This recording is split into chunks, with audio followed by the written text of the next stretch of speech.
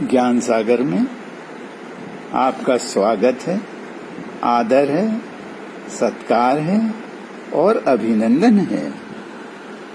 आज का विषय है, क्या दुराचारी मनुष्य भी मोक्ष को प्राप्त कर सकता है?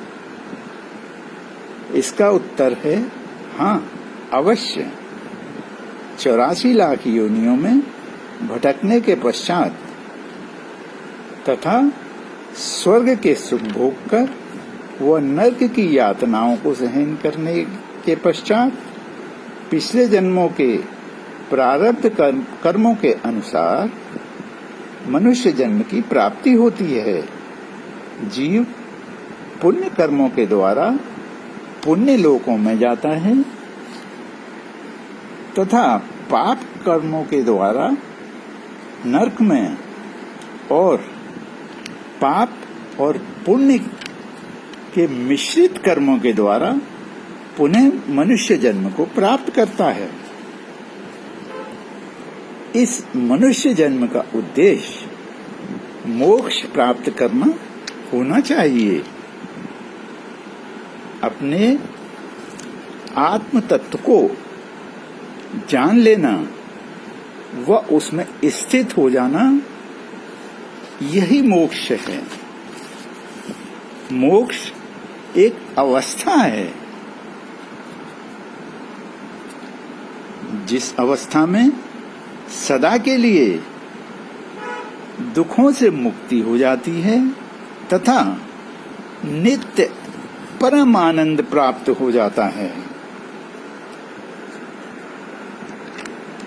इस त्रिगुणी माया के प्रभाव के कारण मनुष्य में 3 प्रकार के गुण अवश्य होते हैं: सत्वगुण, तमोगुण व रजोगुण।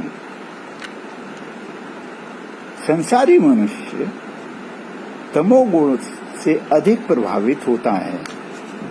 संसारी मनुष्य में ये 4 प्रकार के दोष अवश्य होते हैं। नंबर 1, उसके मन में 7 प्रकार के विकार होते हैं: काम, क्रोध, लोभ, मोह, अहंकार, ईर्ष्या और भय। नंबर 2, वह त्रुटि अवश्य करता है। नंबर 3, वह मोहग्रस्त अवश्य होता है। नंबर 4, उसमें अन्य लोगों को धोखा देने की प्रवृत्ति होती है। इन दोषों के कारण जीव अपने मुख्य उद्देश्य अर्थात मोक्ष प्राप्ति से भटक जाता है और पुनः दुर्गति को प्राप्त होता है। वह जीव दुष्कर्मों में इतना उलझ जाता है कि अनीतिपूर्वक कर्म करना ही उसका स्वभाव बन जाता है तथा वह इस भौतिक संसार में ही सुख का अनुभव करने लगता है। जब कोई वस्तु प्राप्त हो जाती है तो वह प्रसन्न हो जाता है और प्राप्त नहीं होती तो वो दुखी हो जाता है और कामनाएं नित्य बढ़ती जाती हैं। परंतु सभी मनुष्यों की सभी कामनाएं पूर्ण नहीं होती, इसलिए अधिकतर मनुष्य दुखी रहते हैं तथा अधिकतर मनुष्य इस भौतिक संसार में ही लिप्त रहते हैं। दुर्गुण, दुराचार व दुर्व्यसन आदि में ही व्यस्त रहते हैं। एक समय ऐसा आता है जब वह ज्ञानी पुरुषों और सत्कर्म करने वाले पुरुषों के संपर्क में आते हैं और उनके जीवन में एक ठहराव सा आ जाता है।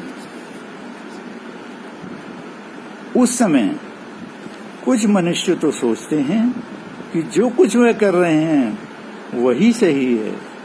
इस जीवन का उद्देश्य भोग विलास का आनंद लेना ही है। वे सत्कर्म करने वालों को तथा सदाचरण करने वालों को मूर्ख समझते हैं, परंतु कुछ लोगों को अंततः ये बोध हो जाता है कि दुर्गुणों को त्याग कर मोक्ष प्राप्ति के लिए प्रयत्न करने चाहिए। ऐसी स्थिति में उनके मन में विचार आता है कि हमने इतने दुष्कर्म किए हैं कि अब मोक्ष प्राप्ति संभव नहीं है। ऐसे मनुष्य निराश न हो, अभी भी मुक्ति संभव है। इस संदर्भ में एक लघु कथा का वर्णन करते हैं। प्राचीन समय में अजामिल नाम का एक मनुष्य था। वह चोरी डकैती व व्यभिचार में ही लिप्त रहता था। एक बार कुछ साधु महात्मा लोग तीर्थ यात्रा पर जा रहे थे। रास्ते में रात हो गई। रात्रि विश्राम के लिए अजामिल का घर दिखाई दिया। वे लोग उसके घर गए। उस समय अजामिल घर पर नहीं था। अजामिल की पत्नी ने उन लोगों को आदर पूर्वक भोजन कराया और विश्राम करने के लिए उचित स्थान उपलब्ध कराया। अजामिल जब घर आया तो वो यह सब देखकर अप्रसन्न हुआ, परंतु फिर शांत हो गया।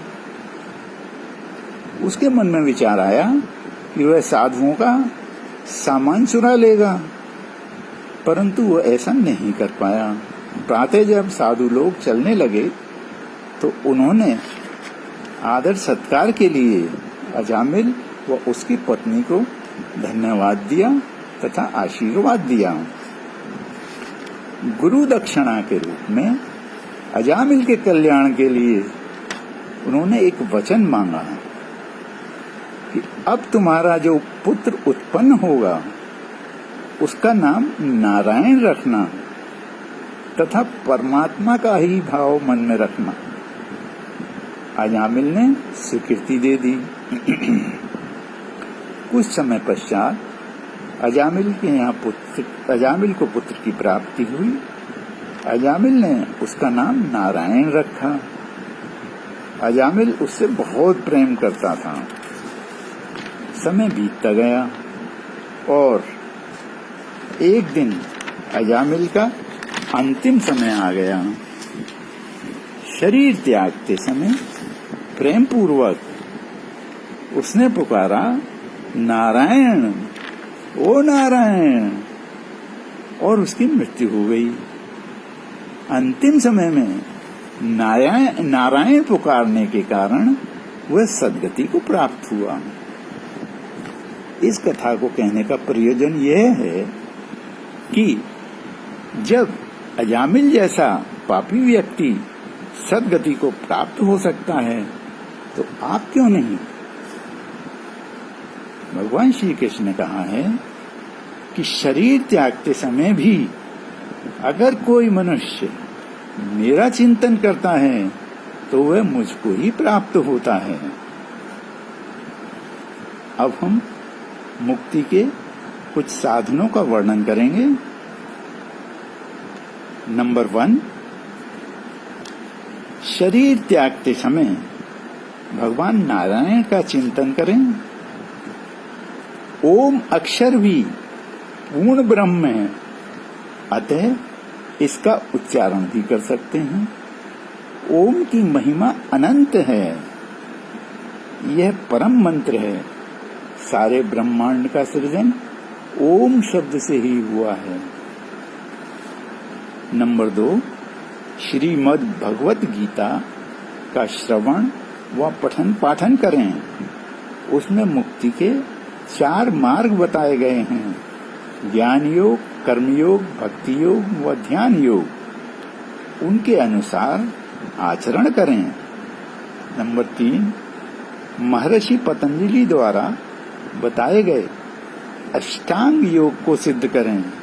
नंबर 4, श्रद्धा पूर्वक व पूर्ण समर्पण के साथ 4 धाम की यात्रा करें।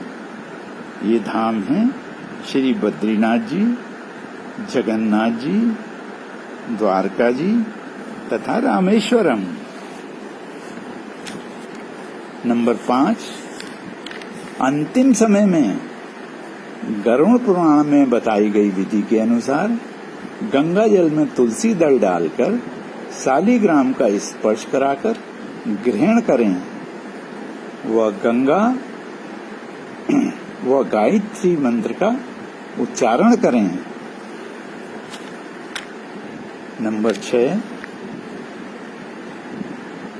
पुत्र के द्वारा विधि विधान से अंतिम संस्कार हो जाए, इसकी विधि गरुड़ पुराण में बताई गई है।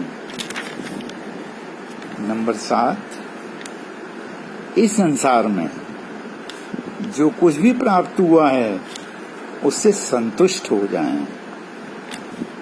प्राप्त वस्तुओं में मोह को त्याग दें। आगे जो भी प्राप्त करने की कामनाएं हैं उनके लिए नीति पूर्वक कर्म करें और कर्म फलों में आसक्ति न रखें तथा सिद्धि और असिद्धि में सम रहें। इसका विशेष ध्यान रखना है कि शरीर त्यागते समय मन में कोई इच्छा शेष नहीं रहनी चाहिए और न ही मन में कोई भाव होना चाहिए। अब आप अपनी सुविधा, श्रद्धा और सामर्थ्य के अनुसार साधनों का चयन कर सकते हैं। इसके अतिरिक्त तत्काल प्रभाव से यह आचरण करना भी आवश्यक है। नंबर 1, तत्काल प्रभाव से पाप कर्म जैसे चोरी, बेईमानी, व्यभिचार, मन, वाणी और शरीर से किसी को कष्ट न देना आदि का त्याग करें, अर्थात भविष्य में कोई दुष्कर्म ना करें। नंबर 2, अभी तक जो भी पाप कर्म किए हैं परमात्मा से उनकी क्षमा याचना करें व उनका प्रायश्चित करें। नंबर 3, मन, वाणी और शरीर से अगर आपने किसी का अपकार किया हो या किसी का दिल दुखाया हो तो उससे क्षमा याचना कर लें। नंबर 4, यदि किसी ने आपका अपकार किया हो या आपका दिल दुखाया हो तो उसको आप क्षमा कर दें। इस प्रकार आप सभी बंधनों से मुक्त हो जाएंगे और मुक्ति के मार्ग पर अग्रसर हो जाएंगे और मुक्त रूप में आचरण करके संसार में विचरण करने लगेंगे।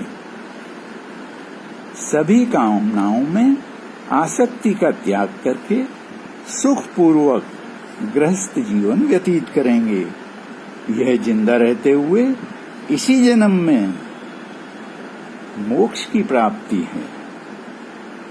अब मैं अपनी वाणी को विराम देता हूँ। परमात्मा सबको मोक्ष प्रदान करे। धन्यवाद।